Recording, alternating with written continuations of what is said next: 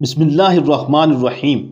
سبحان الذی اسری بعبدہ لیلا من المسجد الحرام الی المسجد الاقصی الذی بارکنا حولہ لنریہ من آیاتنا انہ هو السمیع البصیر۔ وہ ذات ہر نقص اور کمزوری سے پاک ہے جو رات کے تھوڑے سے حصے میں اپنے محبوب اور مقرب بندے کو مسجد حرام سے اس مسجد اقصی تک لے گئی، جس کے گرد و نواح کو ہم نے بابرکت بنا دیا تاکہ ہم اس بندہ کامل کو اپنی نشانیاں دکھائیں۔ بے شک وہی خوب سننے والا اور خوب دیکھنے والا ہے۔ رسول اللہ صلی اللہ علیہ وآلہ وسلم نے ارشاد فرمایا کہ 3 مسجدوں کے سوا کسی کے لیے کجاوے نہ باندھے جائیں، یعنی سفر نہ کیے جائیں۔ ایک مسجد حرام، دوسری رسول اللہ صلی اللہ علیہ وآلہ وسلم کی مسجد، اور تیسری مسجد اقصی یعنی بیت المقدس۔ صحابی رسول عرض گزار ہوئے، یا رسول اللہ صلی اللہ علیہ وآلہ وسلم، سب سے پہلے روئے زمین پر کون سی مسجد بنی؟ تو حضور اکرم صلی اللہ علیہ وآلہ وسلم نے فرمایا کہ مسجد حرام۔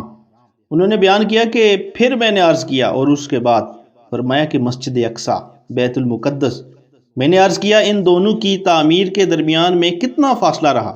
تو آپ صلی اللہ علیہ وسلم نے فرمایا کہ 40 سال۔ پھر فرمایا اب جہاں بھی تجھ کو نماز کا وقت ہو جائے وہاں نماز پڑھ لے، بڑی فضیلت نماز پڑھنا ہے۔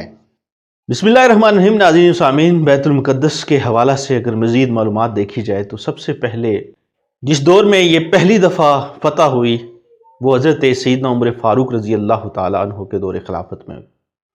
اس کے بعد یہ 400 سال تک مسلمانوں کے پاس رہی۔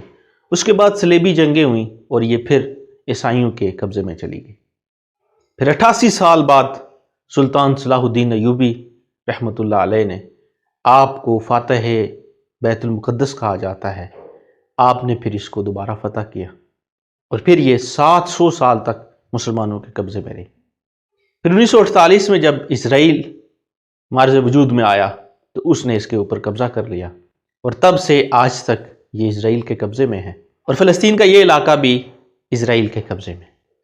اس کے بارے میں جو دیگر روایات میں ہمیں ملتا ہے کہ حضرت سلیمان علیہ السلام نے جب اس کو تعمیر فرمایا تو جہاں آپ نے 3 دعائیں کی، ان میں سے ایک دعا یہ بھی کی کہ باری تعالیٰ جو اس میں ایک نماز پڑھے گا اللہ تعالیٰ اس کے سارے گناہوں کو معاف فرمائے گا۔